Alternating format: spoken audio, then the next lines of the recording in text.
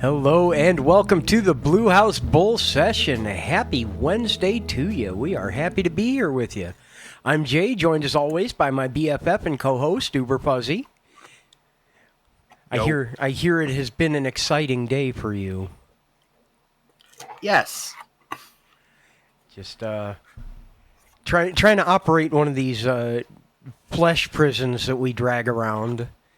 So subject to damage, so fragile, so depressingly destructible. They're just... And then the warranty goes out at just the wrong time. It's a mess. It's a mess all the way around, for sure. I picked a title kind of at random for us today. We are doing the pumpkin spice episode today. Because I think we are at the beginning of pumpkin spice season. You and I went out Monday to the gas station and I picked up a pumpkin spice Starbucks coffee because I did not realize they had those. I love the frappuccinos in the bottles. I drink a ton of them. Not as many as I used to, but it's still one of my favorites. But they have the pumpkin spice out and it's good. And Yeah.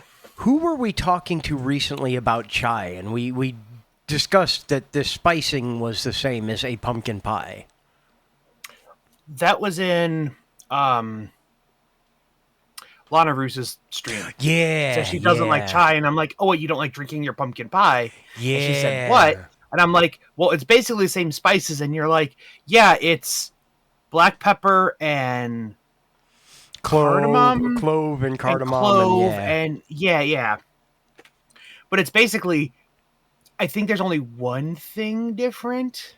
I mean, there's no pumpkin in the tea, but there's not pumpkin in pumpkin spice. It's aromatic things that remind you of time of the year when pumpkin pies usually happen. There is, however, pumpkin in pumpkin pie if it's made correctly.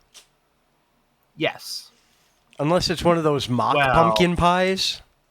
Yeah, I was going to say, like, you could have not pumpkin. Like the mock apple pie that uses Ritz crackers for the texture of the apples.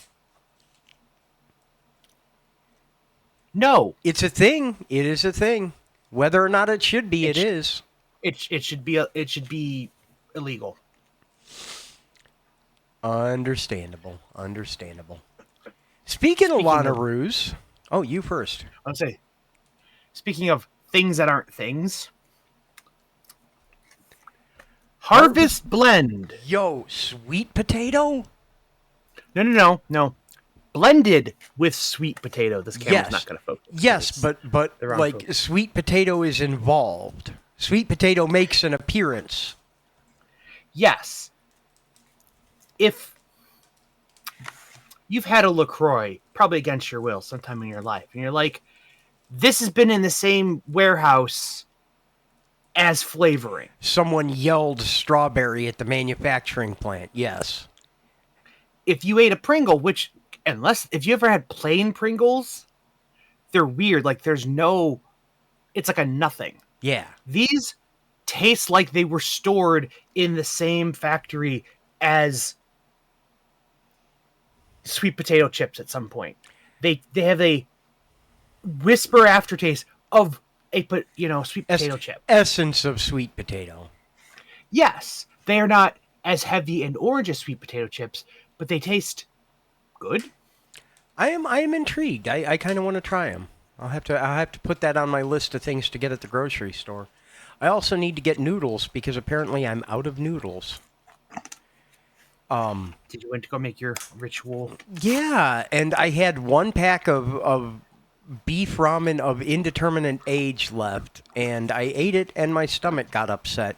And there are many possible reasons for my stomach to get upset, but I found myself posting on that Bird app asking if ramen could go bad, like bad. The ramen or the spices? Whatever's in the... I don't know. Something in there was not right, I'm assuming. The spices, in theory, could go bad. Well, they are oxygen reactive, which is why they're in foil packets. Yeah. I cleaned out my spice cabinet. The best buy date on most dry spices is fairly long in the future because they last a while. Something like Lawson's flavored salt, it's salt. Yeah. There's not It's really got a a long bad it shelf can go. life. Yeah. If you buy one today, it's probably like, I don't know, 2050 or something. It'll still be a rock. Yeah. The container I picked up, and I looked for the date, it said Best Buy 2017. So it was bought probably maybe 2010 Yeah. ish. It was a solid block. I opened the lid and I did the Dairy Queen thing and it didn't move. Like it was, and it was a full container too. So it sucks, but We will replace. Speaking of things that shouldn't be things, I want your Yes. review because I'm still of a mixed mind on the Dr. Pepper Jack Link's snack stick. I was disappointed. It was delicious. I would eat another. If it were branded anything else, I'd be perfectly fine with it. Like sweet and spicy snack stick as opposed to Dr. Pepper. Mm-hmm. It wasn't even that like syrupy sweet or anything. Yeah. I've had like what is it? Fat stick, fat boy, something. Yeah. One Sheets has. What is it? It's fat something. I think it is just Bat Boy or something. But yeah. Yeah. They have a honey barbecue one that is very sweet. Like you can tell, like, oh, this has just been soaked. Like there is barbecue sauce actively in this packet. It is sweet and syrupy and barbecuey. All right. I'm into That that. Dr. Pepper one, It's like, not overwhelmingly sweet. it's like, oh, there is a little bit extra sugar, because you expect soda, but it wasn't strongly sugary flavored. It just tasted sweet. But it Yeah. also didn't have that Dr. Pepper blend of spices, which they easily could have put in the meat. Mm-hmm. Mm-hmm. It wasn't even in the sauce. It wasn't in the meat. It just like, it says, to be clear, it does say inspired by the spices of Dr. Pepper. Yeah. I know that allows them to get away with a lot. This Pepsi is inspired by a cola that existed one time in 1920 when it was full of cocaine. It's definitely not bad. I will agree with you there. Yeah. But I am underwhelmed. Have you had either the Coke flavored Oreos or the Oreo flavored Coke? I have not yet, and I am curious, but I'm not sure if I'm curious enough to try it, if that makes any sense. The Oreos have cola Pop Rocks in them. So it's cola flavored, but that's how it gets. Oh, it's the fizzle of the Coke, and also but it's cola flavored Pop Rocks in the Oreos. That's how they do that. And as for the Oreo flavored Coke, the way they described it was, sometimes some things can have a chocolatey taste, especially like alcohols and stuff. Like, oh, it's got a chocolatey note, but there's no actual chocolate. It's just the weird Venn diagram lenticular. Like, oh, these 4 shades of light like this, and then you get blue, and you're like, there's no blue involved. It's the same way. There are things that taste like chocolate in there to give you the hint of the cookie of the Oreo, and it is creamy, kind of like a root beer float has cream diffused through it. Yeah. And even though you were not drinking the cream, it's diffused into you've made a root beer float, and you purposely like whip in all the ice cream, so it's just you got this light brown mocha colored cream liquid. Yeah. Like from the ice cream is now suspended in the liquid. That's the same way. They say the Coca-Cola has that cream-like texture to it. And that's where you get the cream part of the Oreo. But otherwise it tastes like Coke It's like if you made a Coke float and also sprinkled some chocolate somewhere in there. A Coke float with Or cookies and cream ice cream. yeah, that would. Yeah, Like I that haven't had time they cookies. had, I did have. Yeah, like that time they made cookies and cream flavored Oreos.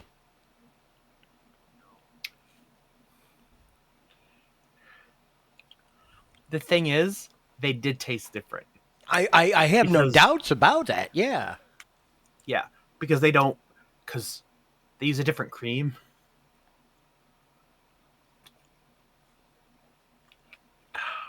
Speaking of You things know what? that, go ahead. Hydrox flavored Oreos. That's what we need.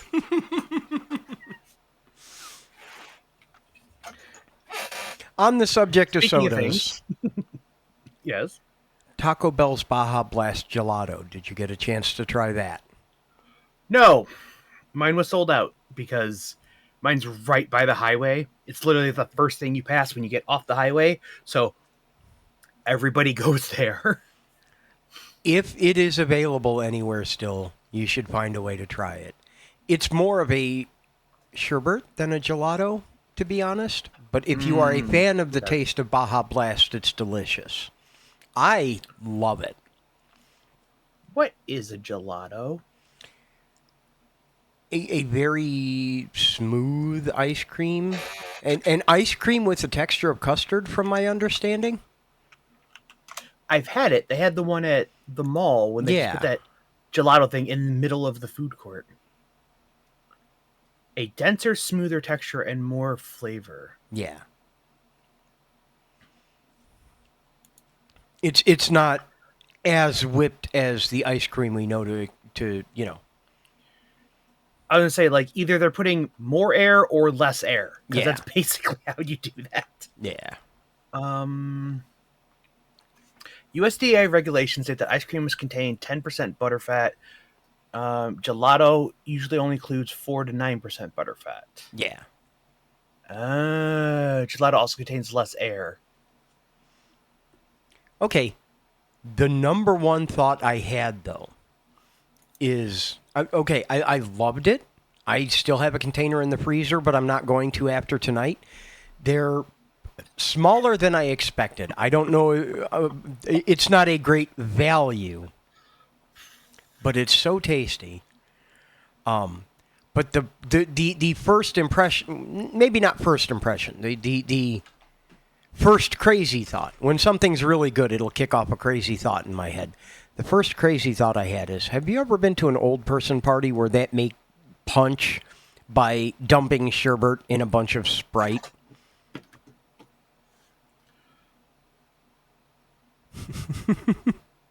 Yes. That is My what my this would family be has perfect for. made. I remember now them dumping large bottles of Sprite and there'd just be globs of sherbet floating. We had a Yes. lot of. Now I think about it, we had a lot of sherbet growing up. Yeah. But- yeah. You've met my family and the willow tree of cousins I have. Yes, I have. Yes, So I have. Okay, you're walking through the grocery store and you go down the freezer aisle and there's that little ice cream section stuff and they have like those 5-gallon buckets. Maybe not 5. I think they're 2.5 gallon. Yeah. But like the buckets of ice cream, and you're like, other than like a school or something, who is buying those? But they always had ones of sherbet, Mm-hmm. and you're like, who is like? No, give kids the small little cups with a wooden off chafing to get splinters in their tongue. And that's how much ice cream a person should have. If you want more, have 2 of those. Who is getting a bucket that requires a handle? An Like- object heavy enough to require a handle means you can't just easily carry it. You want to carry it. My family. Yeah.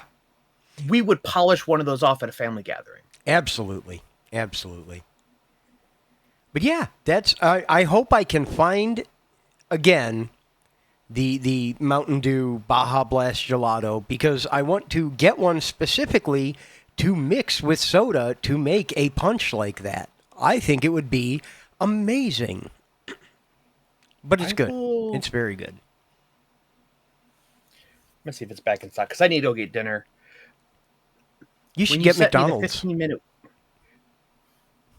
I was going to earlier and then I didn't leave today, which is why I was in because I was in pain, Yeah. and I eventually left to go get my medication because I got the hey, we've been trying to get you for a week now. This is your last warning. If you don't come get it today, we're gonna unstock it and then have to like re-pull it. I'm like, fine, I'll go and get it today. So I go up there at like 5 because when I managed to get out of bed,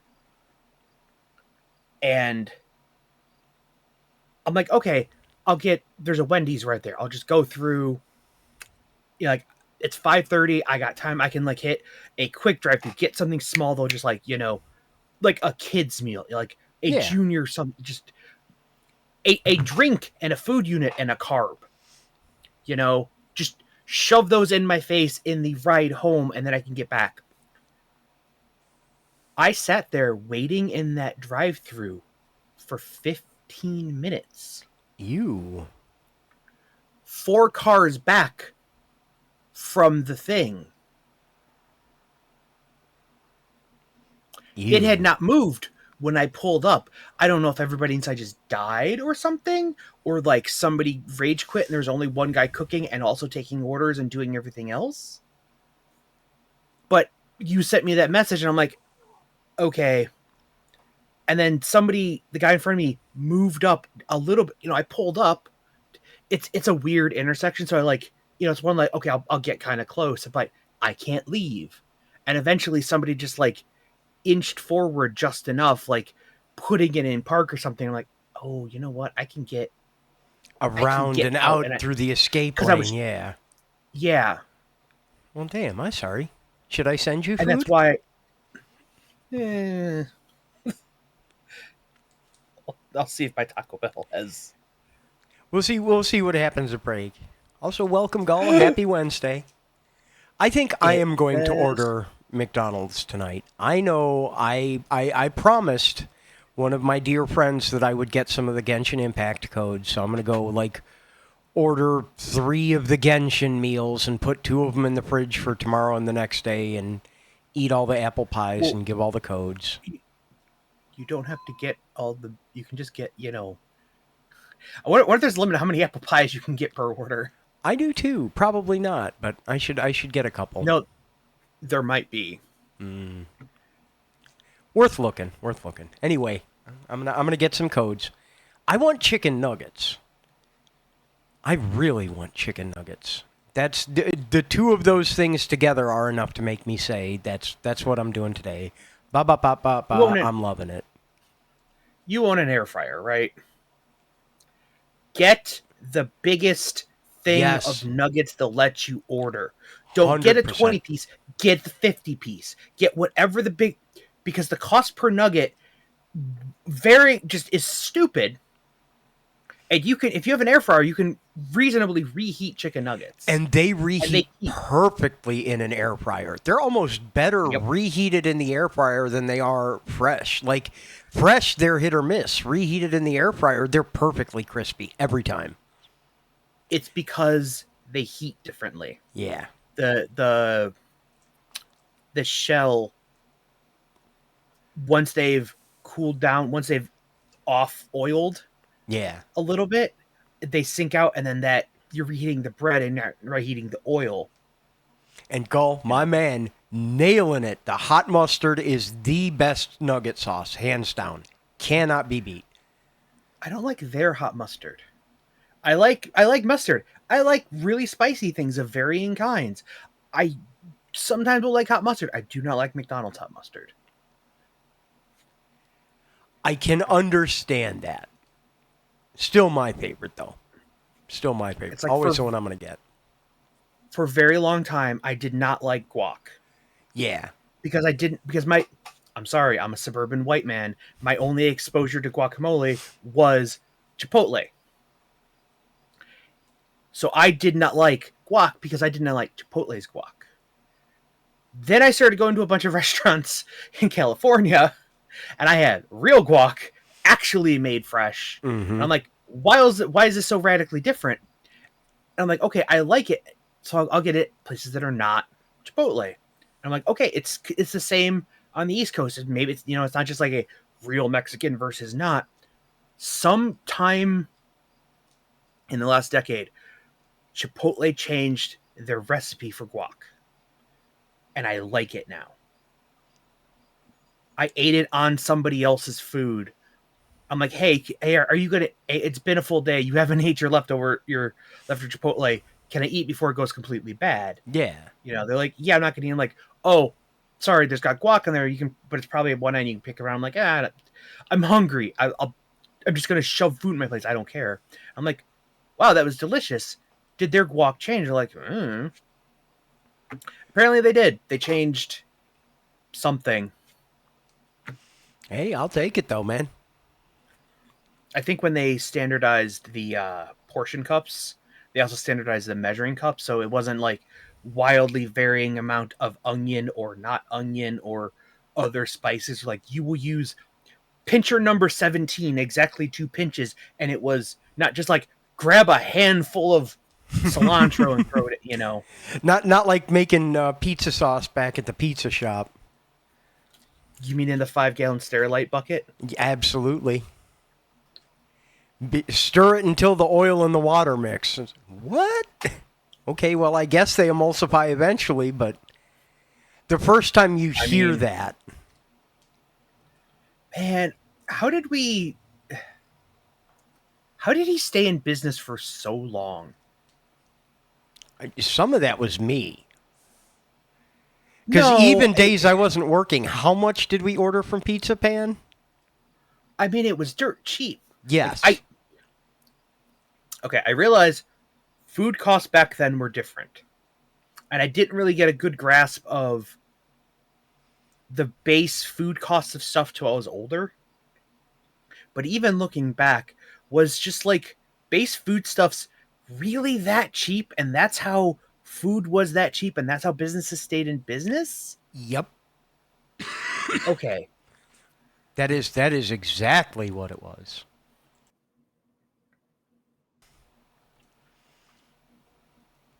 I miss Pizza Pan. Like I got my kid a Happy Meal on the way home from the doctor's appointment, and she wanted a cheeseburger.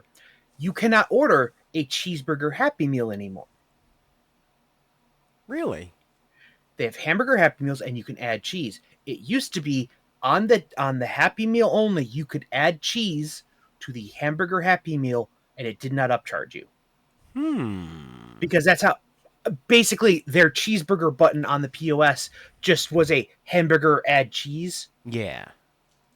And I went to go do that because she really wanted a cheeseburger, and we were driving, so I couldn't like get a slice of cheese and put it on it. And it upcharged me 99 cents For a slice of cheese. for a slice of cheese. Ew. Something like was there like a milk crisis or something? No, I'm pretty sure they just discovered they could put that number there and we would yell and complain and still pay it. No, because somewhere else said like anything like with milk, any milk derivatives, the cost went up on all of those. Like someplace like if you got black coffee, the price didn't go up, but anything any lattes or anything with milk or creamers or stuff in it, they raised the price. They're like, our prices went up. We can't just absorb this. Anything with milk in it is going up. So I'm like, was there like a cow famine or something? Like what? Yeah, I'm genuinely not sure now. I'm curious, but genuinely unsure. Because something happened with potatoes. Right, I remember that one. I could not find a single story, but I'm like, there's no way that they specifically only jacked up the price of potato things. Yeah. And it wasn't just McDonald's, because I want like, I'll go Burger King and their hash browns. Their hash browns skyrocketed too. I'm like, okay, something happened in the potato chain they don't want to talk about, because fries skyrocketed, the hash browns skyrocketed, any of the other potato stuff, like chips got expensive, and I'm like, did just McDonald's have enough back supply? They held it off as long as they could. That's very possible, but remember they have like their own breed of potato and their own bank of farms that they turn to. So they could have Right. had like an extra stock of those. Also, they freeze those, so they could have just had, because they have to have such a rotate. Like the potatoes you eat now were frozen 6 months ago and delivered 3 months. Yeah. It's until the supply chain catches up to.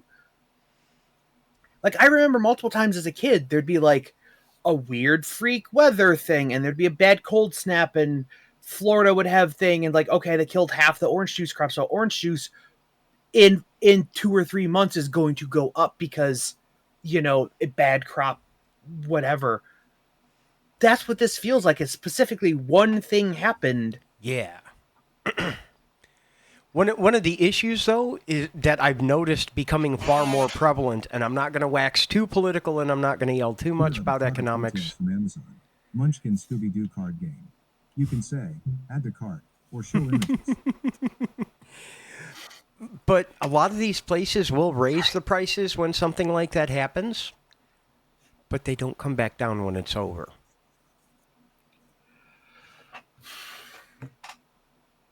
That's something I have seen happen a lot recently, and it's frustrating. With a company as big as McDonald's, they also could have known something happened, knew they had so many months of runway before it would actually take effect, and they could start raising their prices a little bit to kind of like, rather than square wave pricing, ramp it up, and over a longer period of time, rather than like, oh no, all potatoes doubled in price, we have to double the price of our fries. If they start, we're raising a little bit here, cost of live, cost of food, just we're raising prices. Everything's getting more, like they could do that, and rather than a square wave, you have a shorter hill, but Appalachians, not Rockies. Yep. And they can know, and then they can also bring that back down. Like, okay, we've got new year, new crop. They could just maybe start bringing it back down, but it doesn't go all the way back down. They could, but the shareholders won't let them, because then they'd make less money. Late-stage capitalism is a dystopian hellscape. Demanding, never going, always increasing growth year over year is insane and should be illegal. Yeah. There is no infinite growth. It cannot happen. Hard stop. Speaking of late-stage capitalism dystopian hellscapes... Yes. There I was on Facebook. I'm a member of a group called the Dull Men's Club, where us old people talk about our boring-ass hobbies. And someone posted that they had a collection of vintage razor blade boxes. Okay. Complete with a bunch of photographs. And I, being the late-stage capitalist dystopian hellscape problem that I am, asked if I could use those images with some minor editing. And you may notice my mouse pad over here. You can't see it real clearly, but I also had my edited version of their collection printed on a journal. There's too much light here. How about if I do this and then this? Now there's not enough light here. You can get kind of the gist of it, though. No, we got to figure out what we do. Is wrong with your internet or your camera or something. I know. No, it's got to be.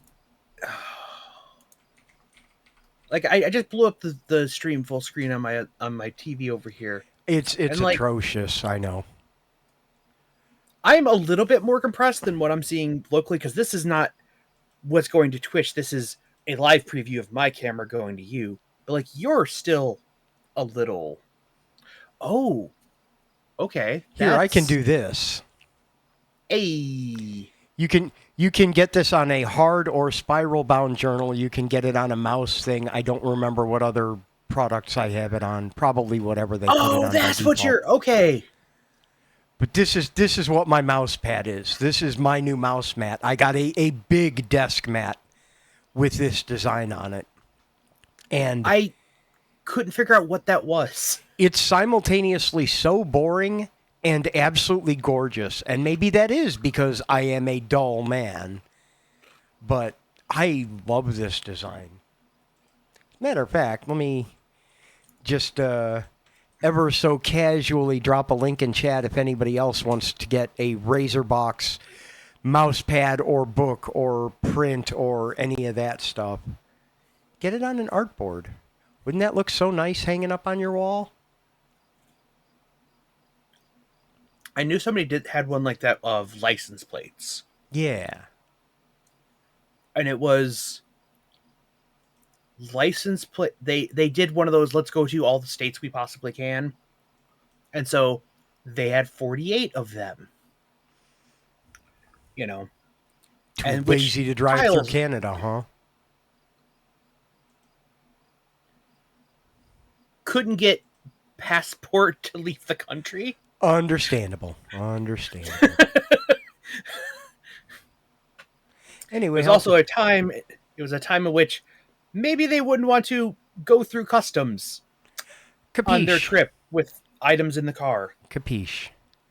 I'll just return this to my pile of journals here. I got the red notebook and the black notebook and the other black notebook and the Zeldathon 1986 notebook and I love that artwork. the Zelda workout notebook. This one is hot. And my icons journal and my other icons journal, and I have a problem with notebooks. I have a notebook hoarding problem. I need a bookshelf just for my notebooks. I have talked so much about the fact that I use it as my external brain, but I really do. And they accumulate. I would not say it's a problem, but they do accumulate. I don't know if there's a... I'm going to say art shelf.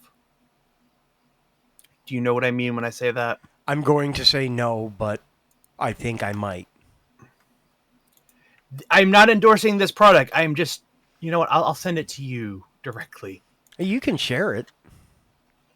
No. It's not... I'm just saying, like, Oh, an example of... yeah. It's, Yes. I know what you mean. Yes. right, but it's a shelf. It's one of those, like... It doesn't have to be a floating shelf. Just, like, a shelf, but it's got a little lip, so you can, like... Rest put things art on against it. it. Yeah, angle them Yeah, it's got a out. lip to, like... Yeah, to angle art up without hanging the art on the wall, because sometimes the art's... You can't hang it. Yeah. Get those, so you can display the notebooks out, like, you know, face out. That would be a I'll better help idea. you hang them. I know how to hang shelves. I just need I to own a hole maker. figure out what wall to put what on. I mean, I got my Garfield up here somewhere.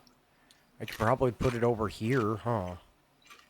And put my other Garfield over here. Mm-hmm. Yeah, this might actually work. And even if you don't want to do that, I have one of these upstairs. Because we needed 3M, the lovely makers of command strips. They make a... If you search for a command strip... there it is. Command strip shelf. Let me get the... Ooh. Let me get the clean, non-horrible link. Trim off all the tracking info. I have a bookmarklet that does that. Oh, now that's cool. I need that bookmarklet. I should get my own. Oh. Yeah. And you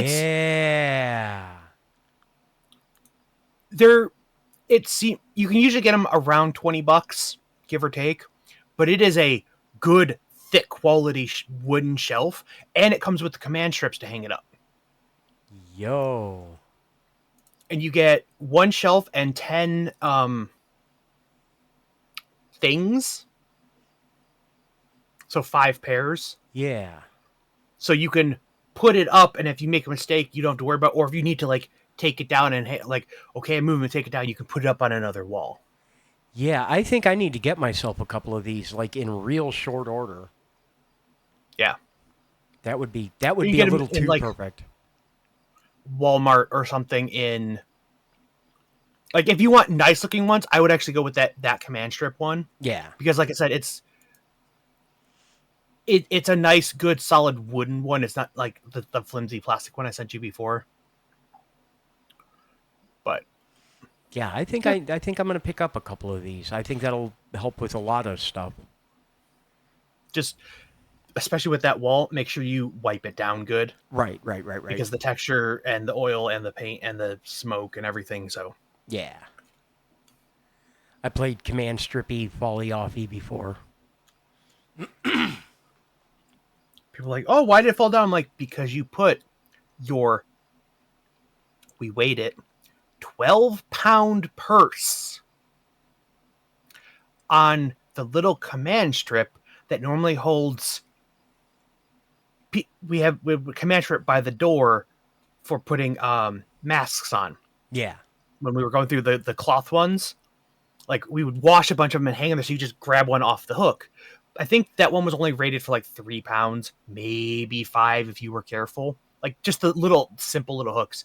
And she's like, oh, here's a place to put my purse, and just ka-chunk and hug her, put her, I swear to God, duffel bag of a purse. And it wasn't like, oh, a purse. It was like, her sack of holding Yeah. on this thing, and it went boom, just straight. Just, I've never seen a command strip just shear off the wall so fast. Now, like, oh, I'm straining, I'm gonna lose adhesion. Just boom. Yoink. Yep. Just Like, how right heavy is straight your down. purse?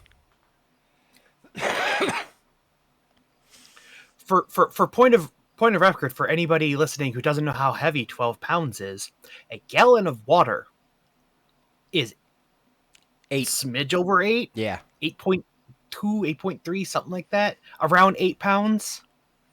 Yeah, but it doesn't Yeah. have a strap to go over your shoulder. That makes all the difference in the world. How much stuff do you need to carry?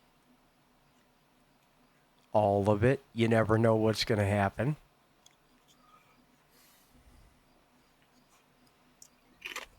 You get your workout in, Carry a nice heavy bag with you everywhere you go. It's like ankle weights for your shoulder. Leg weights when we were in school. Remember carrying all the textbook around? Yep. All the textbooks I carried from class to class because I didn't want to go to my locker, and I carried them to school and home from school every day. And then I wouldn't Yep. even go to classes. I would skip classes just carrying around 20 pounds of rectangular dead tree, and I never went to classes. Yep.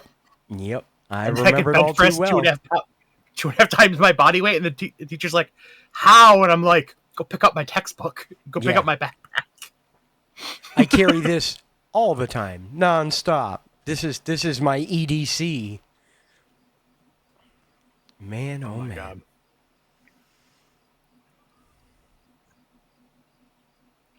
I don't know how school is so different now.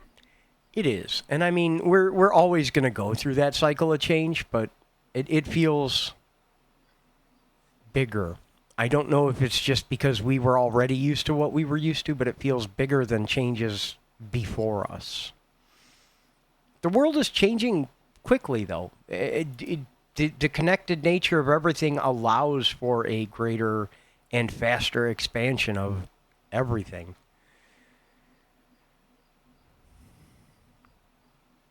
That and artificial intelligence, I don't really have anything to say there. I just wanted to just put the words out. I hate when people go off on a tirade about the people who I see going off on a old man yells at cloud like tirade about AI. I immediately know they have no fucking idea how any of it works. Yeah. And I'm like, look, you are allowed to have your worries and your concerns, and a lot of times they're creator people, and they're legitimately worried, and I get that. I'm legitimately worried as a programmer, seeing what it can do with the little bit of information I give it for here's a program, like I'm stuck on this one thing. I'm giving you one very specific, isolated problem I'm having, and it just assumed what I was trying to do with that code, and like, okay, and it just made up the rest of the program and the functions, because it's like, okay, we know you're not running this, you need like a scaffold to do this, and it made up names that was what I was trying to do. Yeah. Yeah. And I'm like, either other people have had this exact problem the other way, and that's how it's filling it in, because they're all, Markov chains, basically. But, like, that frightens me as a programmer, that eventually it's going to get to the point where anybody can just shout their idea at a computer, and then AI can figure out what they're doing and just make that. You know who wants that more than anybody? Me! Yep, 100%. 100%. You and I have recently talked about the projects we had going on, and I don't know what I can say about which ones, and I'm not going to be all leaky 11 over here. But you and I have talked about our workload recently. Mm-hmm. Without the assistance of tools like that, I don't know that we'd be able to do all the things we've agreed to do. Maybe, but it would easily take double the amount of time. The thing is we have the skills to back it up.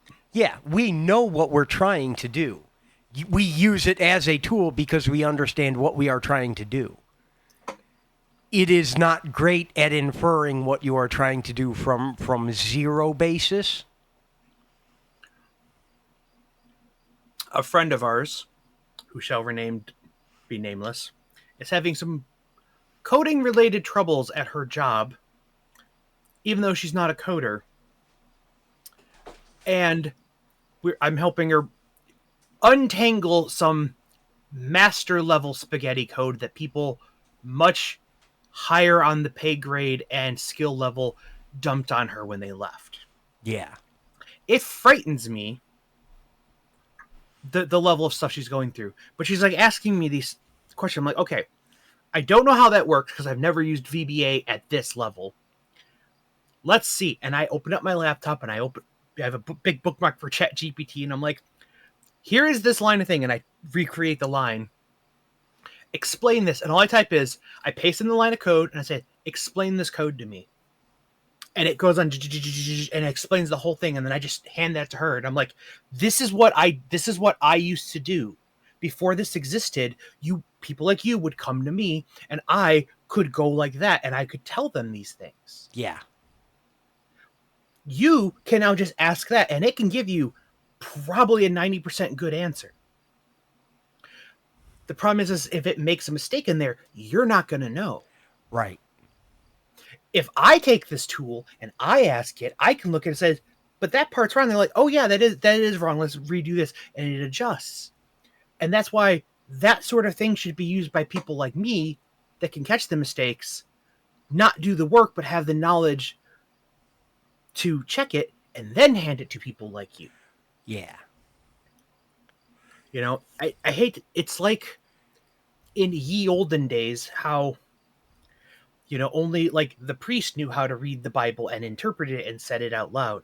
That's the stage of development we're at with AI, is the smart people that know how to read the code should be the only ones reading the code coming out of the magic box to make sure it's good. I might argue that particular interpretation, but there is a truth at the core of it. Yeah. But at the same time, then we start talking about, get this, they're moving away, they being Microsoft, they're moving away from VBA because a million security problems and blah, blah. It's in BASIC, like old school ka-chunk basic.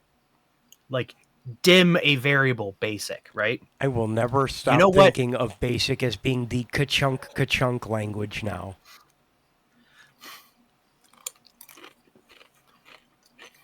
I've typed BASIC on a typewriter. With Office 365, they're moving to TypeScript. Yeah. Not even like straight up TypeScript, and it all runs in the cloud now. And I saw a story today. They're adding Python support, that you can embed Python code directly within the metadata of a singular cell, and when it changes, it takes your Python code as basically a lambda, and the cell on change event sends it to the cloud to be processed and comes back and puts the new value in your cell. Isn't that just And downright magical? I'm like, that's incredible and extremely terrifying, and I want it so bad. And it's only available to enterprise customers right now because it's all cloud-based, so they got to scale it and stuff. We'll get there. We'll get there. I'm like, the old days of like, oh, Excel can do anything. It does your taxes, and embed, dude, it's like, we're getting to the point where you probably could embed an entire actual program within a spreadsheet, and not even just like, oh, it's a state machine, it's a computer. Like, no. It's wild, man. Yeah. You played anything fun recently? What have I been playing recently? I'm way behind on my dailies for everything. I've been checking out Sudoku and all of that. I've been playing Minecraft and trying not to overdo it and not having much luck. Zeldathon opened a community Minecraft server for fans and team alike, and gently encouraged, prodded team members and said, hey, and I understand it. I mean, I got involved with Zeldathon because I wanted to meet team members. I wanted to do good. I wanted to help all of that. It was interesting, but a lot of it is the team was cool. I got into the community in hopes of connecting with the team, and now I am a team member. So I'm going to go play Minecraft with all the community. If they want to connect with the team member, hey, I'm right there. But I've been playing a little bit too much and not working on the things I should be working on, and I'm trying to dial it back a little bit. And I made strides in that. I mean, I got 1/15 of a thing that we're doing together yesterday, and hopefully I'll have another one today. And if I keep that up at a pretty decent clip, that'll buy us some free time so I can go play Minecraft again. Well, you can play Minecraft while I'm reviewing it. That'll work. What else have I been playing? I haven't played any of the new games yet that I got.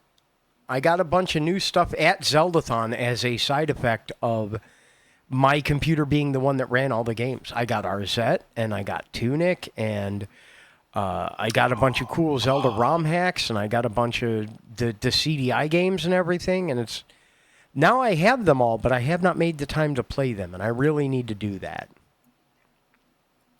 I want Tunic, and I wanted it on Switch for a long time, just for the Nintendo feeling. And then I'm like, should I get it on Switch or should I get it on Steam? Because the other thing is the Switch package, if you get the deluxe one, it's got the map, it's got stuff, And I'm like, do I really want that stuff? At this point in my life, do I really it'd be neat, but what am I gonna do with it? Yeah. And then I'm looking at well, are there any mods, or if I get it on Steam, is there modding support or extra value to extend replayability? And yes, very much yes. And I'm I'm gonna get it on Steam, and every time it pops up on sale, I go to buy it. I'm I know this will consume my life. I have enough things going on that I shouldn't be playing games in addition to the games I'm already playing. I should not buy Tunic until I know I can go and get into it. Because right now, you're too busy fishing in space.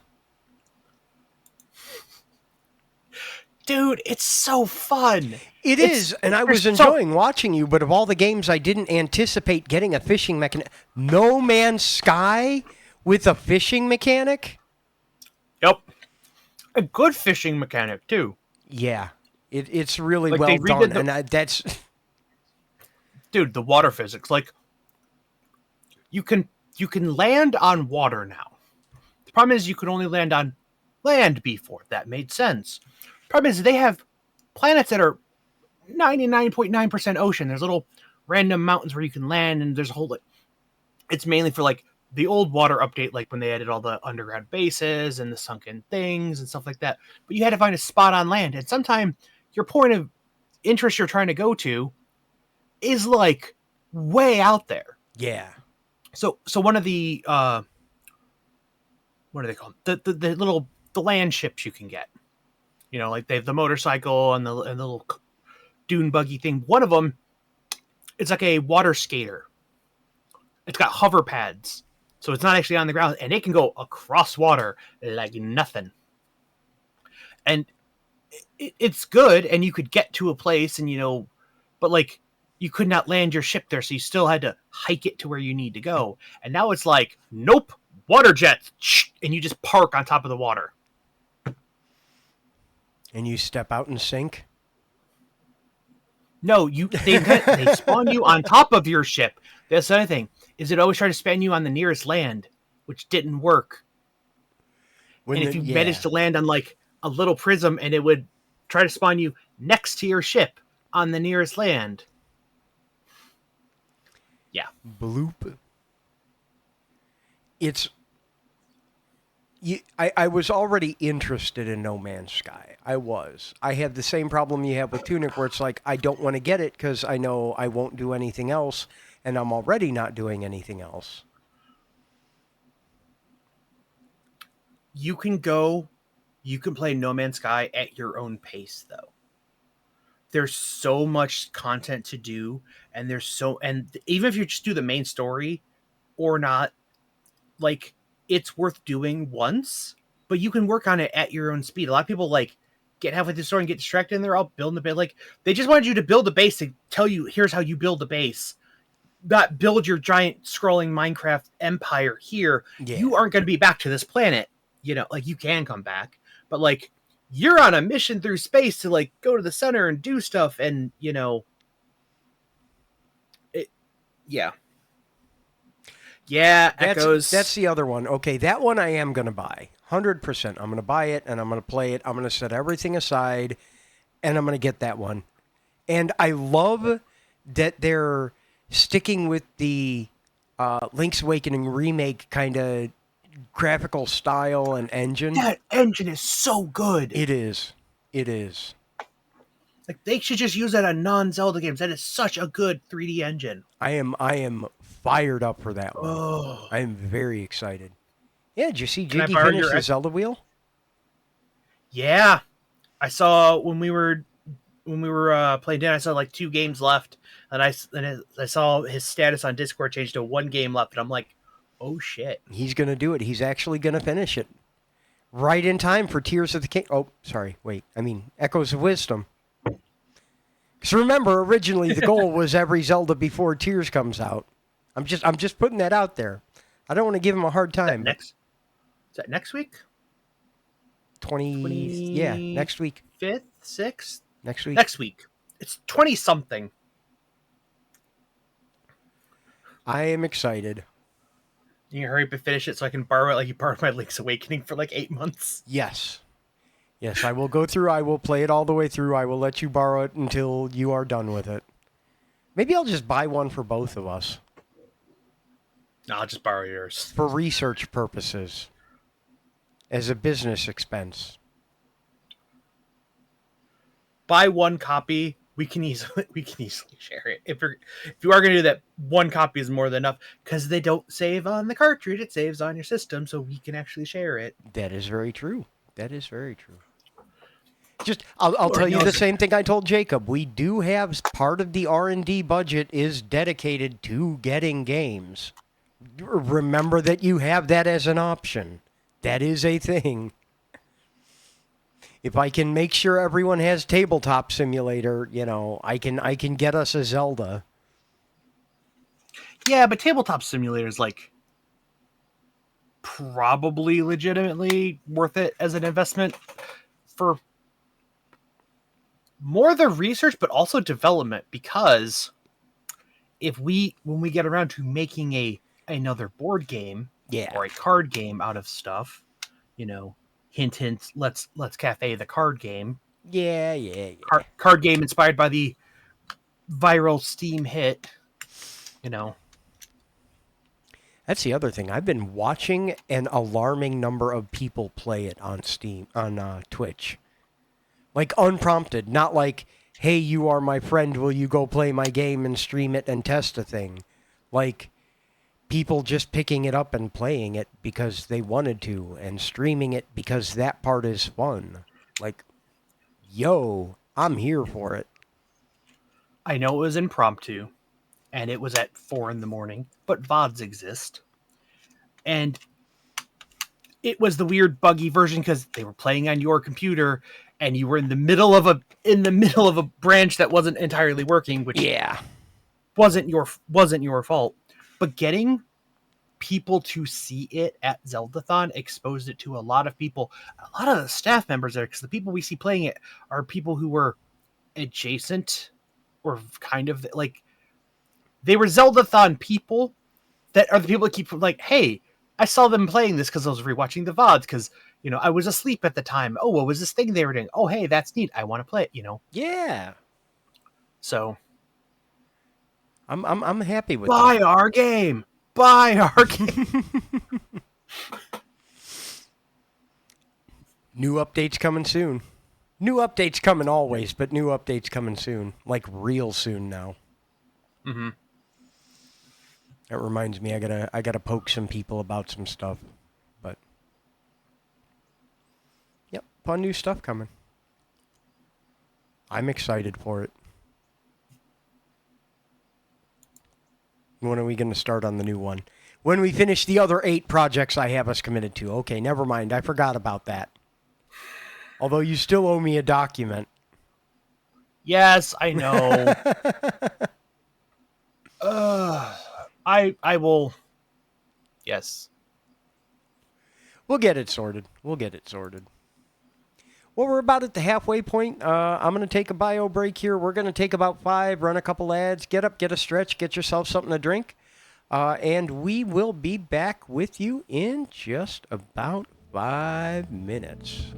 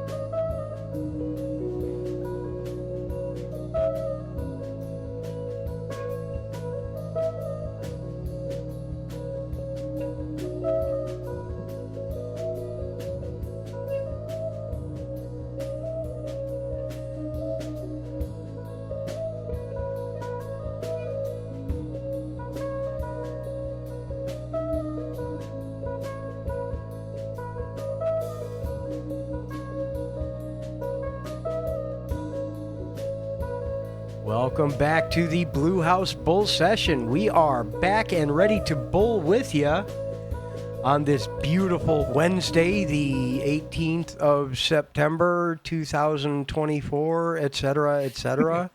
Right? I did all that right? I think I got that. Oh, man. Hopefully this it should looks take better. care. Yeah, I figured that would. I did a little behind-the-scenes trickery to get things sorted out a little bit, and I think it's gonna help some. I also closed Minecraft, so it's not running in the background anymore. It wasn't really. I promise. Or was it? It wasn't. But it could be. It will be. No, it won't. I got other things I got to do tonight. I can't play Minecraft after this. I got to. No, we have to make game. We do have to make game. I have to figure out which game to make next. I need to go through that list again.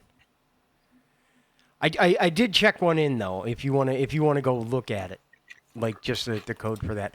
The other thing pulled is it. I need to bother you about the build process because it's not documented at all because I'm dumb, and B, it's awful because I'm bad at build processes. Mm-hmm. So I am going to kind of lean on you and be like, hey, help me figure out a better way to do this. The problem is it's So, like- several interdependent projects. So, anyway, yeah, that's going to be one of the things I do tonight. And I am going to get my McDonald's. I don't care how weird my stomach feels. I'm going to put McDonald's on top of it because that's a good idea. And the only thing I've had today is like 3 bites of this meat stick. And this meat stick just ain't doing it for me. It's not bad. But I don't know that I haven't- could call it good. I haven't had much of an appetite recently. Yeah. Like, I like eating. It's not that like, oh, I don't enjoy food, so I'm not going to eat. Like, I just am not hungry. I do get that. And I mean, I'm on a medication specifically to encourage that to be the case, you know? Yeah. When I was on Ozempic, it worked really well for that. When I was on Trulicity, it worked okay for that. And they just switched me to Mounjaro. And I think it's working well for that, but a small part of it is as I'm getting used to it, my stomach has been uneasy. That is the best descriptor, is uneasy. Maybe you're just hungry, and that's what hungry feels like now. I don't think so. I could be wrong, but I don't think so. I don't know. But anyway, as I continue to adjust to that, I'm sure it'll be fine. And I'm still going to pour McDonald's on top of it today because I'm dumb. Nuggets. Chicken nugget. I think I have.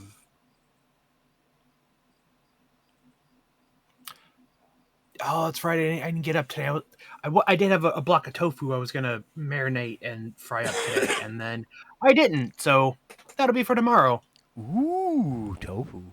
I'm into that. Mhm. I'm into that. The I have no idea what brand it is. The all these tofu blocks are perfectly good. I have a little tofu press thing I got on Amazon to squeeze out the water, and then I just I run it through. I have one of these slicer things that's meant for like a block of Spam. Yeah. But if I take the block of tofu and I cut it in half, it's now small enough to fit in there, and I can and it takes the block and it makes rectangular Yeah. strips that pan fry up like amazingly good. Man, I should do that. Or I'll I'm put all them in inspired now. a shallow flat pan and put not soy sauce, teriyaki sauce. Just like a little like quarter, like they're only like 1/4 inch thick. Yeah. So it doesn't take very much to cover the top of them, and then also all the rest of it just sits in the pan, and it'll, especially if you just squeeze pressed it for a couple hours and got all the moisture out, it'll suck It's that ready liquid to up in flavor it. sponge it back up. Yeah. Yep. Yeah. And I just cup of rice in the rice cooker and pan fry those up and then chunk it up a little bit and throw it in there. It's like, oh, look, that's a meal and I'm happy to eat that. And I'm more than content with that. And it's delicious. It sounds like it too, man. I'm kind of jealous. I'm not gonna lie. Man, The man, thing oh I man. hated was I was getting tofu at Costco. It was like a 4-pack of packages. Theirs is more square. The Aldi's ones are rectangle. So So the problem was is proportionally, it's not. no. It's the same volume, but like I have a container to store because tofu dries out. This is why it's stored in liquid. Right. I have a sealable container with a little lift out thing, so you can get you can leave it in the liquid in case you're like, oh, I only want half of it now. I'm not gonna cook the whole thing. You can submerge it back in there like one of those pickle lifts. But it is square because I got a square one for holding the square Costco tofu. And then one day I'm like, oh look, they sell tofu at Aldi's. It doesn't fit, so I always had to cut some, which was fine because I was putting a half a block in there to keep Right. moist. So I never noticed it. And then one day I'm like, oh look, I can just take it out of the packaging and have it ready to go in there, and it didn't fit. So I went to go get a different one, and I saw, look, they have tofu presses. It's rectangular, so I always had to cut off some of the Costco one before I pressed it because Yeah. it wouldn't fit. But my rectangular tofu press is exactly perfectly the right size for my rectangular Aldi's tofu, And your and I square can literally just container is exactly right for the Costco square tofu. yeah. Oh man. So I don't use the lift one anymore because I'll just make the whole thing and just Yeah. if I'm gonna press it and marinate it, I'm just gonna make the whole thing and then just eat half of it tomorrow. Yeah. That's fair. That's fair. I have a But yeah, very hard time eating less than a container of something. And I know it is wasteful and terrible for the environment, and I'm a bad person for, buying single serving containers of things, but it is the method of self control I have. If I buy a single serving, here's 6 Oreos in a small tube, I'm going to eat 6 Oreos. If I buy a party pack, well, guess what? I'm a family of one having a party.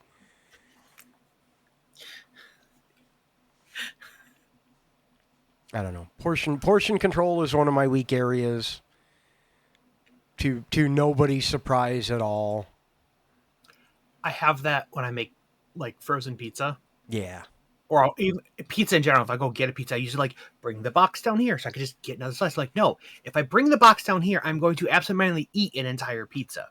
You If know, I put 2 slices on a plate and take it downstairs, if I want more and I'm still hungry, I have to be more hungry than my resistance of walking up 2 flights of stairs into the kitchen and putting another 2 slices on the plate.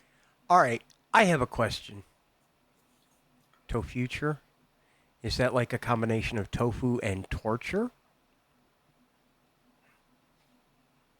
Anyway, I have a question relevant to both of us that we should go look up on the internet right now. Hmm. How many servings is a Totino's party pizza? The old school ones that you could fit inside a toaster oven? Yeah. When you say serving, what do you mean? I mean, if you look on the container, how many servings does it list that it has? Combination party pizza.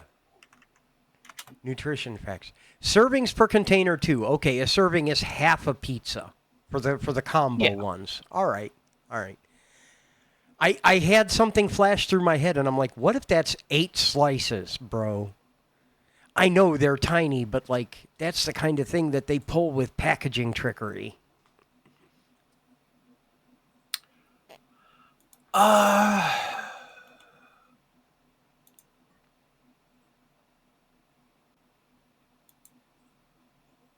No. I miss my party pizzas. They used to be $1.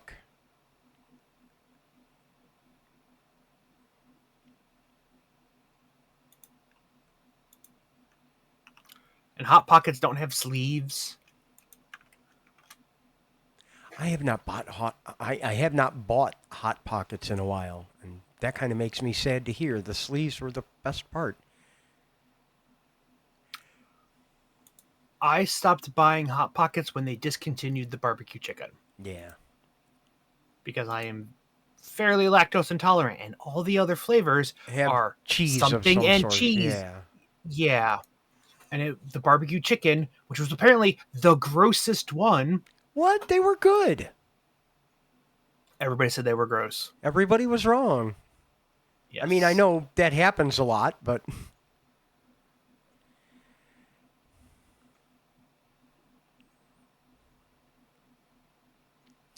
ooh, that reminds me. I have a recipe we need to add to Let's Cafe, but I need to figure out how to do it and like what to make the recipe.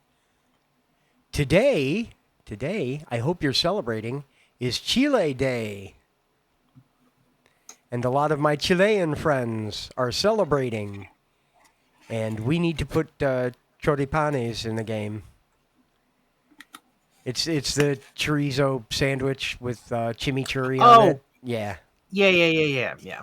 So I think we need to add those to Let's Cafe to represent our Chilean fans. What would you say if we put a modified version of the recipe editor, just without the recipe data, online? Like a So suggest a people, recipe thing? yeah, You know, I really like that idea. I was actually going to pitch that to you at some point and just hadn't made it there yet. But I would love to do something like that. because we could do that, and at the bottom, rather than when it hit save, just add a text box to like describe your recipe and stuff, Yeah. and it would just take the JSON blob it builds and just send that to an email to us. Yeah. Just like post it to a Google Forms backend and be like, here is my description, and here is a blob of JSON, and it just posts that to us, and we can do stuff with that. We would need to make sure we put a big disclaimer on it. If you submit it to us, we reserve the right to use it. If we do, we'll credit blah, blah, blah, blah, blah. But Mm-hmm. yeah, I'd like something like that. Really? I would, yeah. Really. Really? Really.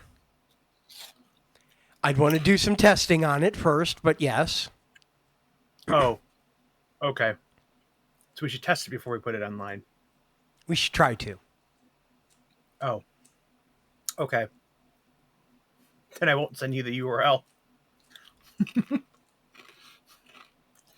I'm joking. I didn't do this yet. I was going to say you can send me the URL. I don't mean before we put it up. I mean before we expose it to the public. I had If you've it already half put working it 'cause up and hidden somewhere. No, but it's also why I asked you about how can we more rapidly deploy the website without taking down the game server? Yeah. It's like, oh, I have this half working. How am I going to deploy this? Oh no, I can't deploy this easily because the web server's tied to the game server, and like, oh, that would be bad if we like rebooted people's game sessions in the middle of the day when they're playing. Yeah, that could be rough. That could be rough. Scale problems. Speaking of which, I know you have some plans this weekend, but if you have some availability this weekend, you should play Let's Cafe. Oh, I why want is to. that? I want to try and round up all of my friends and teammates and whoever else I can coerce into it, and do some stress testing on the Twitch integration. You know, Ooh. let's just get 5 or 6 of us playing at the same time on stream, and see if the game server falls over dead or not. Because I think the max I've ever seen playing with Twitch is 2. Okay. Sweet. I'm gonna be painting most of Saturday, I think. Yeah, I kind of figured. I may still come over and bother you. Could be fun. Bring my pile of notebooks with me. And you know, sit and write 12 of the 15 games this weekend. Or at least scaffold them out. Yeah. You know, Yeah. We've got write out the stub functions with comments and just feed it to GPT and let it figure it out. Yeah, but don't tell MC I'm doing that. I still want him to pay us. Ha ha ha. Well, that just gets you. That only get. I mean, you got to assume that's what, you know, glorified Fiverr these days. That's what they're doing. Yeah. But it's massaging it after the fact to actually do and test to make sure it actually works and not just. Okay, I copied and pasted your prompt directly into GPT. Yeah. No, I feel it. I feel it.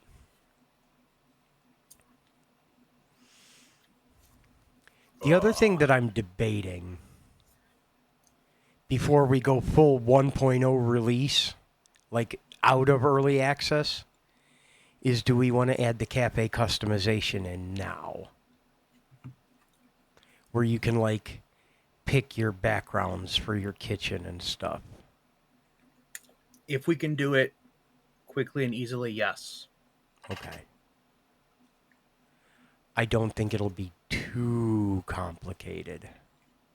I'm going to have to take a look at some things, but I don't think it'll be too complicated. I'll write it out before I write any code. That would be a good idea. I'll make notes of what I want to do and where things will need to change. That's a good plan. That's a good plan. Yep.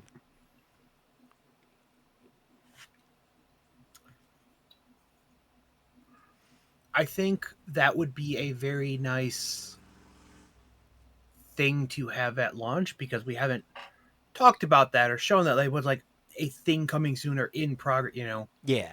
And multiple of the not us play testers. Yeah, that is something that's come up in conversation more than once. Yeah. Well, I think it started to happen as soon as the NPCs got more complete and people realized, oh, as I complete their storylines, I get stickers. Yeah. And like the cafe, as you get more of the power-ups that have tangible things, you know, the lucky cat. Yeah. Like, oh, the cafe scene, the kitchen scene evolves. Yes. You know, and that really brought in, oh, this isn't just a static shot, you know. I think all the power-ups should have a tangible representation that you have it. I do like that. On the counter. I do like that. Because that would also give us a way, if you want to turn one off, you can click on it. Yeah. Yeah. At least within, you know, some margin of error bounding box. Like, hey, if you click over here, you're probably going to, you know, like, okay, you know, Auto 86 disabled and it, you know, or Price Watcher is a little like Eye of Sauron thing. And when you turn it off, it closes the eye, you know, you know, something like that. You know, you turn off the lucky cat. I don't know why you would. And his arm stops, you know, going like some representation that it is on and possibly off. And also a way to turn those off. You know. Yeah. I feel you. That saves us having to build that into any other interface. But like, you're watching somebody stream it and you see them have the lucky cat. You know what's going on. You know their game state by that screenshot. Being able to see at a glance how much of the other stuff they're using and have. Yeah, that is a good call on that one. I like that. It's the reason. Here's some inside baseball. Why apps on phones change their icons all the goddamn time. They released a new feature. Yeah. And like, I'm trying to find this. It doesn't have this feature. And they'll say, what does the icon look like? Show me a picture of your icon on like, and they can tell exactly what version you have installed because they usually keep a map. Oh, if it's this one, if it's, you know, blue background with a greenhouse, you have version 6.7. And if it's now a greenhouse on a red background, oh, you have 6.8. They can tell immediately what version you have without having to like, what version do Right. you have? Oh, it's not in that version. You didn't update the app. Your phone is 6 years old. You haven't updated in 2 years. That's why you don't have any of the new features, you dumb idiot. Tell us how you really feel. But that's why those games do that, is you can tell. Yeah. That's why sometimes they'll very, very subtly move stuff in the interface just slightly. It's If a kind sends in of a screenshot. version signature. Yeah. Yep. I really think we ought to start doing that with like position of like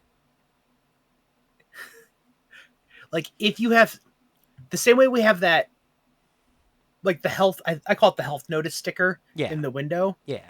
If you're playing with crowd control or Twitch enabled, there should be like the Twitch glitch logo reversed on the window. Hanging on the window. Yeah. Like a Yeah. little neon sign of it. Mm-hmm. Oh. Oh. Oh. Oh. Oh, I like And that. this way, like, oh, do you have Twitch interaction enabled? Yes, you do. There's a Twitch neon sign in the advertise. Yeah. Oh, Write man. that shit down. Oh, man. I would, but I don't have a pen. All my pens have wandered away.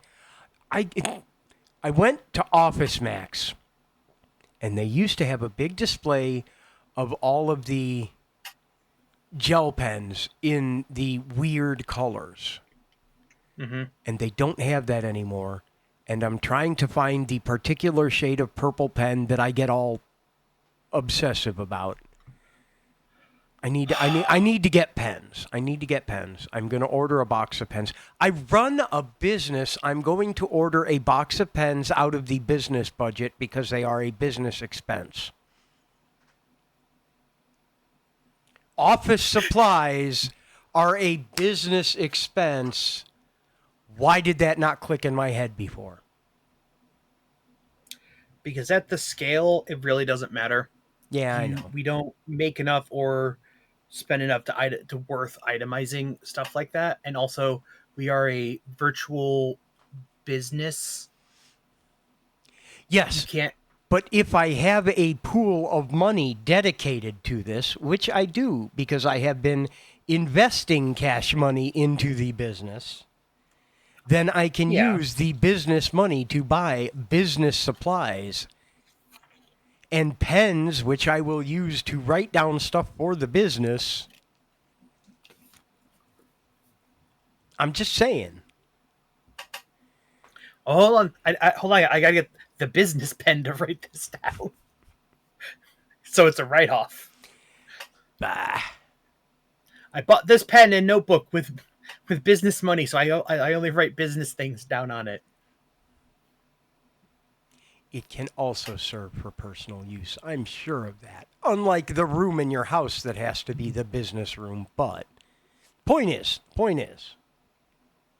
I have a pool of money with which to specifically buy these things. Not a huge one. I should do that. I should move my desk into one of the other bedrooms, and then I can say like, oh, it is an office with a door. Yeah. I have a secure home office where I do work things. That would not be a bad idea. That would not be a bad idea at all.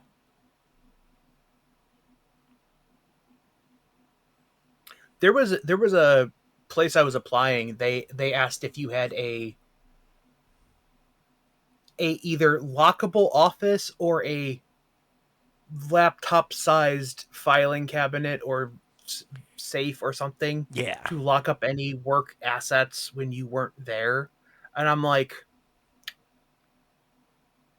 I don't know if I actually want this job. Yeah, that's a bit much. That.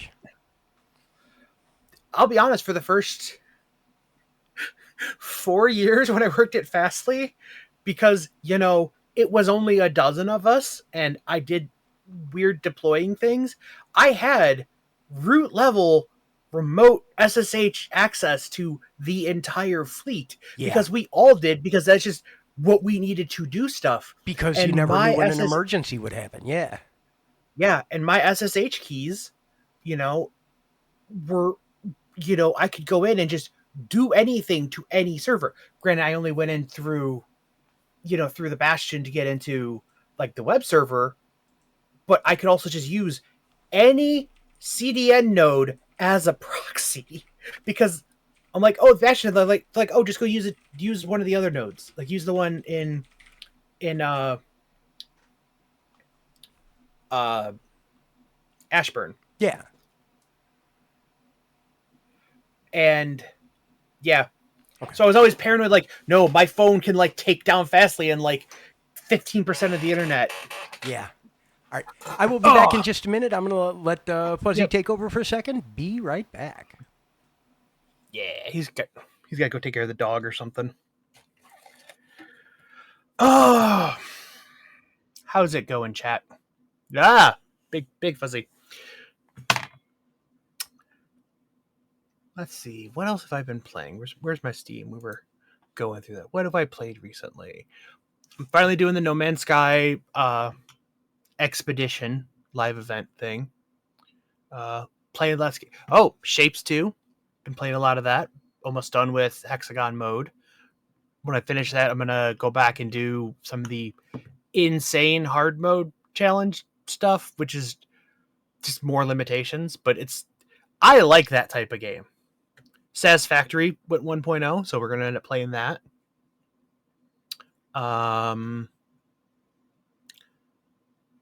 Ironically enough, right before the No Man's Sky fishing thing came out, which I didn't know was coming, like I went to go play World. I'm like, oh, I need to go play No Man's Sky because Worlds 1 came out. It was a big update and a lot of stuff. And I'm like, I need to go play that. And then I missed that expedition. So I'm like, oh, sad. And then the new one came out.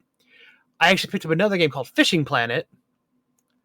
That looks legitimately fun and less tedious than that other Call of the Wild one I had on Epic Game Store.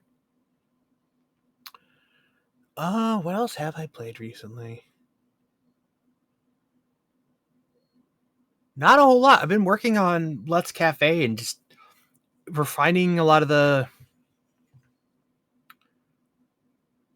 double checking the stuff going in it because we're at the point now. We're right at that thing where there's always the joke of, 90% of the work happens in the last 10% of the time, so it's like stuff has to be good now. So any changes we're making now they're getting extra. It's out there in the wild. People have given us money. Thank you for giving us money. Give us more money. Buy a copy for your friend. But other eyes that aren't just the developers are on it. So we have to be careful what we're changing. And also things have to be double checked. And I'm like frantically trying to we had a bug recently with Mayor Chicken. If you did a certain thing, you got far enough in and if you got far enough in his progression, it would just break your game. And it was because we missed a comma in a file copying stuff in. And we could have caught that and we should have. And I've been working on writing tools to manage the files where all the dialogue text is stored, so we don't have to hand copy stuff like that, and also checking to make sure if you do have to hand copy it, because sometimes you will have to, it checks it before it goes to build and stuff like that. So that's also why I haven't been streaming a whole lot. For the people who know who I am, I do stream games and I did stream development for a long time and I still do occasionally. But a lot of the stuff I've been working on is not streamable. I've been doing a lot of back end stuff for the Twitch integration stuff, and a lot of times API keys and stuff are just all over, and it's I don't want to risk accidentally releasing a thing, so it's I'm just not going to stream this, and I feel bad for not streaming. So, and then we've got secret project that Jason and I are working on for MC that also may not be streamable because it's going to be part of a competition and we don't want people to see what they are beforehand. So secret a lot of that's project not we're streamable. Working on with MC. Mm-hmm. Oh, we can't. Yeah. If it weren't for a competition, and also it's just kind of shotgun code to do stuff. Yeah. It would be the perfect thing to sit and stream if we were both full-time software streamers, it's the perfect thing to like go through and start process, like, sit all day and just rubber duck it and just like hash things out. It is good streamable content, but it's things we can't. Right. Right. It's, if you go on the software development category on Twitch and you actually look through, it's a lot of people more learning software stuff and not as much doing their work or Yeah. doing like a date, because a lot of times, like, there's something in the software called work for hire, which means I gave you money and you produced a thing. In the physical world, it's like, here is a picture of a chair. Can you buy wood and make this a real chair? And I'm like, yes. And then you get that chair and you take it home. That is work for hire. I don't get to keep the chair. The chair is for you. With non-tangible goods like software, that's kind of weirder. And also, there may be the design of the chair. You don't want other people to see the design of the chair. I can't really put up live stream my workshop as I'm building the chair. Maybe you don't want other people to see it. That's a weird thing. That happens a lot with like woodworking channels and stuff, is they'll get commissions and sometimes they have to like, look, can I show people my build process as I'm making this? A lot of times, like, yeah, it's really cool. I just, make some content out of it, that difference in cost. So, sometimes with software, you can't do that because it's your thing, especially when it's going to be internally used, like, where it's a very weird line with software development. It's like, well, the thing I'm selling is the end product, but if I live streamed the entire process of me building it, did I release that? Is that code still copyrighted? Is that open source? That's a weird gray area they're fighting in the courts right now too. And technically, by letter of the law, you do still have the copyright on it unless you explicitly state otherwise. Yes. But it's also recreatable. Yes. The Shark Tank versus China problem of, something will come out on Shark Tank or Kickstarter, and those are people who usually are new at the process, so their process takes a lot longer to like go find a factory, send it out, get review samples, because they don't know what type of right plastics to order, and it's lead time and come back. Whereas like a manufacturer that knows what they're doing, it's like, I have made dozens of these spoons. I know what type of plastic. I already have other samples. I want type 47 resin, 5% ABS. I want Pantone CMY 42 red. Go and make it. Yeah. Their lead time's gone. They're gonna like, okay, make it, ship it right out. Yeah. Kickstarters and stuff, they have such a long time to come out because they're back and forth in samples and stuff, that these factories that are making the blanks are like, we can just make your shit faster and sell it cheap on AliExpress or not so much Temu, but like stuff like they can just get stuff. Anything you see that was a Kickstarter that's a physical product will be on the cheap Asian websites in a quarter of the time. Yeah. Because they have to send it over, get molds made. And in that process, they can just not put the logo on it. And yeah. Yeah. Yep. It's a rough thing in manufacturing. Yep. It's why I stopped stuff that was unique like that. I really stopped getting on Kickstarter. That was a manufactured thing. Or manufacturable, but generic. Like board games and stuff, yes, but that's one specific IP. They're not going to go and release it because that's obviously your game, But a certain type of spoon or something, or one of the Kickstarters I got years ago was this set of silicone trays that basically turns a standardized baking sheet into like a grid system. Yeah. So you could like bake stuff in it, but it's silicone, so you could just throw the vegetables in it and they sit and simmer and whatever, and then take it out and wipe it down. So you don't have to like have dishes or like just right. I think I got like the huge set, but mine had like lids, but they're like double rectangles and square ones, and I don't have any down here because I literally just took them upstairs because they were dirty.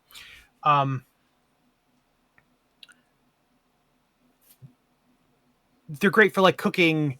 Any, I use them to not use as many paper towels because if I Yeah. have to like put something in the microwave, I can just like set it in there and then rinse it off. Yeah. But a bunch of years ago, got them. I saw them in Aldi's last week. One rectangle and two of the squares, which is half of the rectangle, $7.99. Dang, maybe I should pick up a set. But it is very much what you're saying, the endemic nature of manufacturing leading to that sort of thing happening, no matter how unique your idea is, when you have to get it made, that's what's going to happen. That's what's going to happen. Man, oh man. Ba, ba, ba. What do they call it now? Oh, the company still exists. They just make other stuff now.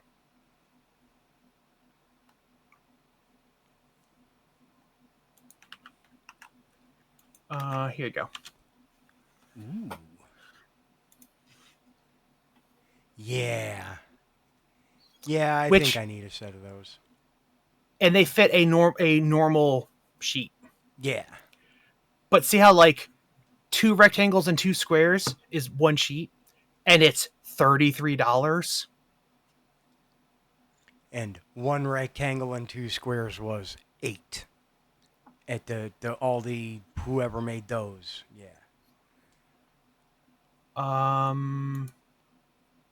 You can get lid. The thing is, you can get lids for these. All these ones didn't come with lids, which is great if you got stuff that splatters. But like vegetables, or what's neat is because you put them on the tray. If you've got foods that take different amount of times, like you start them all at the same time, but like the vegetables only need to go for 10 minutes, but the potatoes need to go for like 20 minutes. Just lift that part of the tray out. Yeah. Yeah. Yeah, that's what it's great for. I got the Kickstarter one years ago. I got like way too many of them because it's like, oh, we'll get the big bundle with the lids and the thing, you know, because we had a whole family, and you know, I still use them to this day. My ex hated them, but she didn't mind washing pans, and I'm like, yes, but if you're doing anything that isn't making, if you're doing any sort of small cooking, like you were saying with the like, if I just want to cook 5 pieces of asparagus, I need a 5-piece of asparagus container. I don't need a whole ass sheet pan of it. right? And we are now both in a situation where we cook for 2 people, and they're both us. Where I was going with the manufacturing stuff, a lot of times, like in the time they would in their initial run, before their product would have come out to the backers, being like, okay, we made the backers, now it's a viable product, we have the molds, now we can start selling it to Target or whatever. In like 2 months out, they would have been in Aldi's. Yeah. Now, like at least this one, 10 years later, a different version by different manufacturer, you know, they maybe licensed it or something. I can understand, you know, getting a generic version years later. The problem with, you know, Kickstarter versus China basically is that stuff would come out immediately. Right. Because in the process of manufacturing it, they're already fucking making it. Yeah. But I'm still waiting. Those power clamp things. Yeah. That eventually showed up at your house. Yeah. I used to live in Jason's house. I as a child used to live around the corner from him. I grew up being Jason's friend since first grade. One night we invited him over to spend the night and just never sent him home. We kept him. Basically, yeah. And then Jason moved away, sister moved, like everybody moved out, and eventually I lived in Jason's house and none of his family lived there. Yeah. I was the caretaker of the artist's estate, basically. But I had all these packages come there, and I had ordered a Kickstarter that were these power strip things, but it was like on a clamp. So it was designed to clip on the front lip of a couch to give you outlets like on the front of the couch, like, oh, I got to plug in my phone or a controller or something. Like on an airplane, you've got ports down here. Or like a bedside table where like they didn't have ports, but you needed one you could reach that wasn't behind it or a power strip on the floor. So it was like built into a clamp, which I think you probably can't see it, but there's actually one way back there. I think I see it. Anyway, Yeah.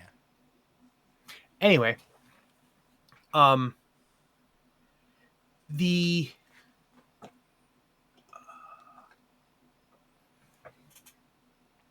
yeah,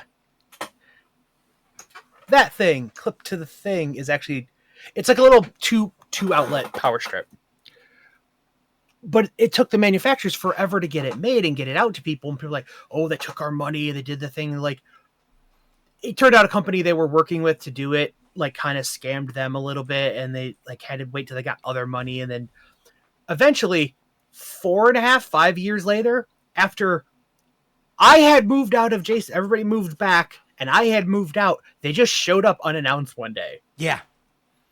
No announcement on the Kickstarter or anything. It's just there. Yeah. People were like, oh, I got a notification from a place I used to live 6 years ago, 4 moves ago, that I have a package waiting for. Like, did you guys just send these out and not tell anybody? Because after a while, you stop like updating your forwarding address and stuff. But in that time, multiple different betterly designed too versions popped up, first on AliExpress and later on their product, and their name and their original crappy design showed up for sale in stores when they had never actually shipped out to the initial backers. Yeah, that's... Yeah. What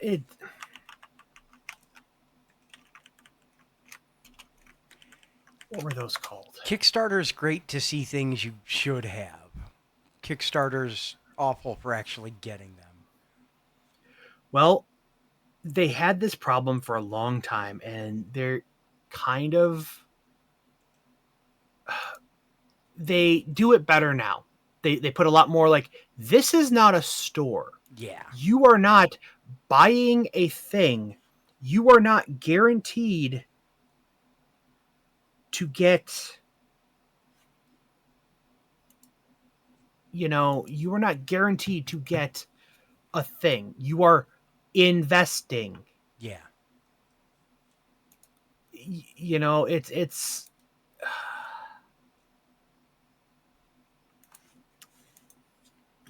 and I get it. They make it a lot more clear now.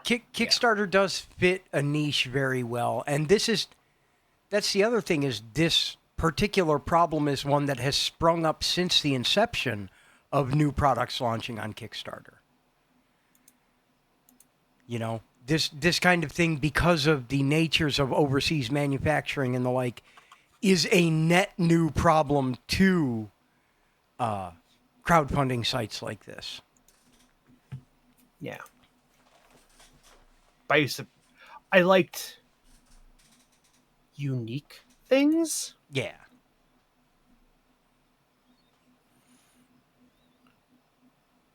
Things you're not going to find anywhere else. Yeah. Well, you do later. That's the thing is, where did this rant? I used to get a lot of unique products that I want that to exist because I want to buy it. And eventually I learned a lot of these end up just start coming to Target or wherever later. Unless it was a handmade thing some people were making. Like, I have cast metal dice. Those don't exist. They made those molds, they made the Kickstarter. They didn't go on to bulk produce they didn't them. Yeah. Right. Almost every board game that I backed ended up at, like, granted, sometimes they'll have like, oh, the Kickstarter version comes with extra stuff that won't be in the production release later. That's the kind of stuff I'll go. But if they're like, nope, it is just the board game, you're getting the initial batch, and then it'll be for sale later at a higher price, I'm like, for the hassle of waiting for Kickstarter, I'll just wait and buy it at Target in 6 months when it comes out. it's like, why would I do that? New Plug. That's what it was called. A 12-pack of pens for $40? No. No, that's somebody reselling. No. What pens do you want, dude? I'll go to the store and get them. Papermate Inkjoy gel pens.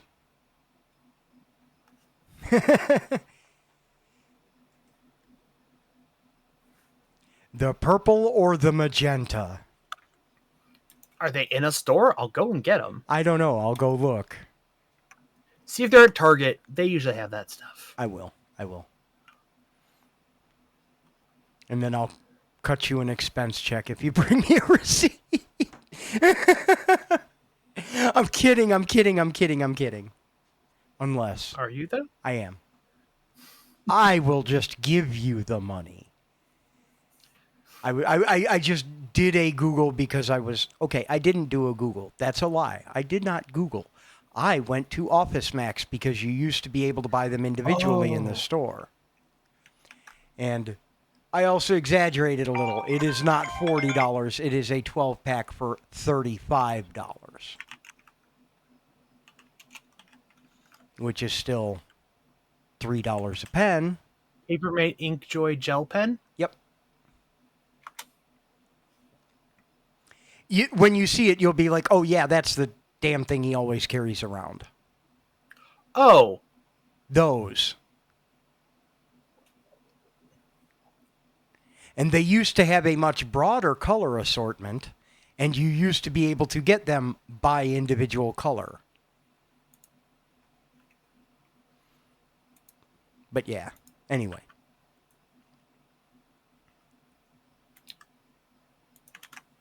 is it these? But you just want the purple? Yes. Well, the purples and the pinks. Like, out of that pack, I want the two on the right. Oh, okay. Do. Mana. Ooh. One of the recommended products on this page. Why am I not sharing this while I'm flipping through Amazon? Why don't I share this as we flip through Amazon? Berry? Yes, berry is the color. Also, I kind of want these bright pens too. Maybe. I don't know. Eventually, I should get a pack of these bright pens.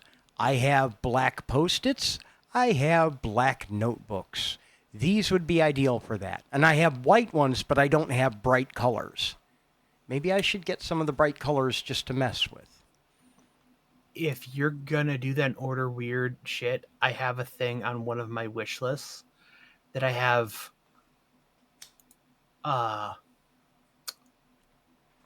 where's office stuff?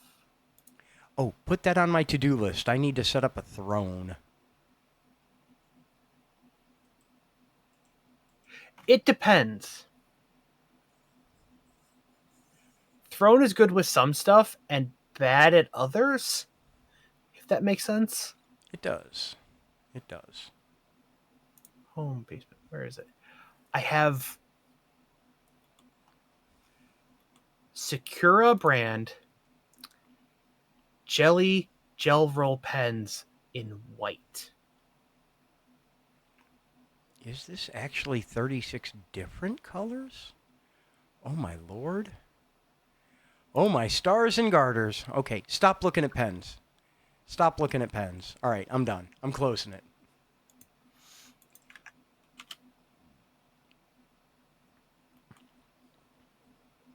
Because the reason I have...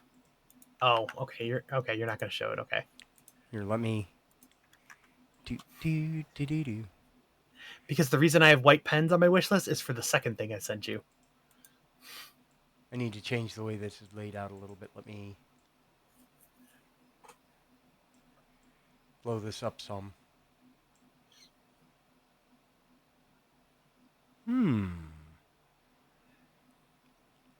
Fine, medium, and bold tip ink pens for journaling. Classic white ink. Oh, this probably has the super micro tips too in the white, huh? Yeah. Okay.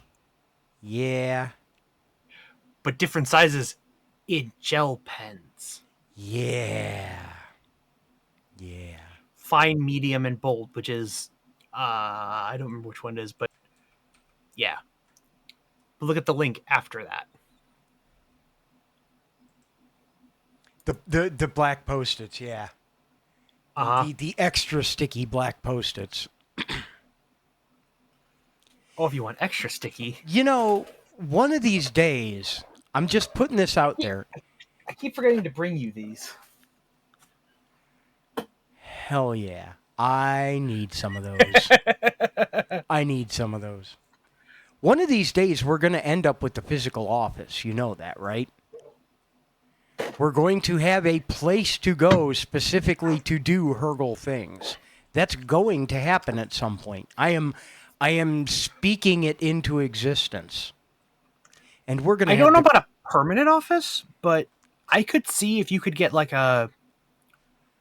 Okay, let's say we had a new big project. Like we're doing something on the scale of like Let's Cafe, but on purpose and Yeah. not like we proof of concept and nickel and dimed it into existence. Like Yeah.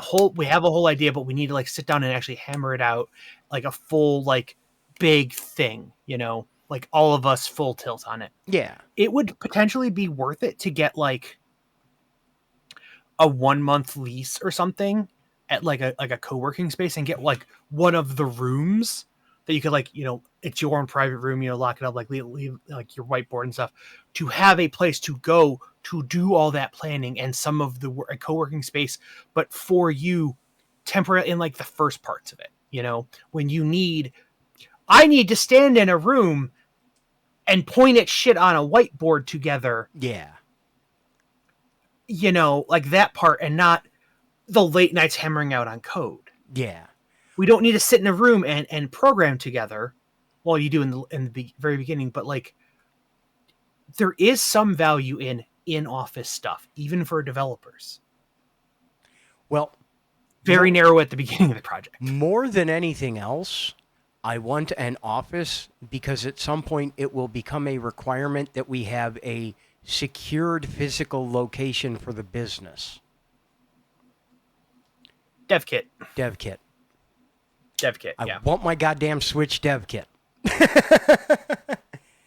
And that's one of the requirements, not because I've been actively looking or anything, but I have. It is so we can get console dev kits when we get to that point. Did I get Cheese Factory? I don't remember. I don't remember either. But yes, someday we will develop for actual consoles. And by actual consoles, I mean whatever Nintendo's got out. The others, we have options. I keep joking about releasing some of these games on the Xbox, you know. I hope. I know by this point they probably have it all, you know, boxes half printed and stuff. I'm just wishing into existence. Don't call it the Switch 2. Don't call it the new Switch. Don't add an adjective. Call it the Super Switch. Yeah.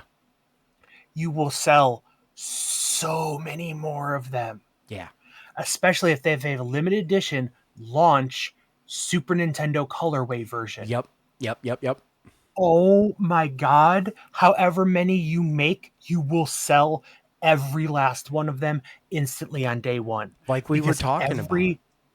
Every single person of our generation would buy that. Even if you don't want a Switch, Yeah. you would buy it just for the nostalgia of having it sitting over there.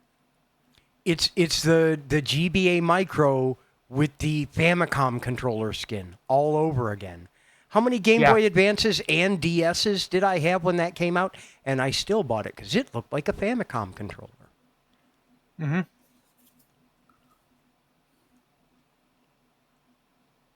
I still say the SP was a better console design than the Micro was for the Game Boy Advance.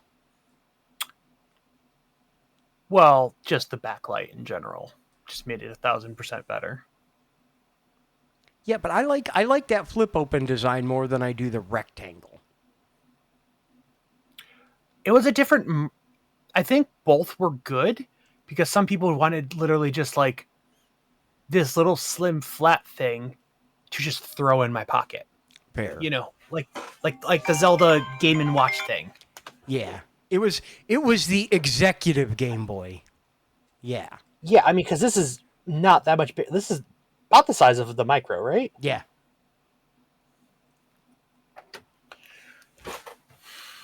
Like, both of them were better if you- than the Taco, though. The purple, The original Taco GBA, yeah. the old, yeah. I mean, I know it was the first iteration, and the Switch proved it was a good design. The Switch Lite, even like some people want that.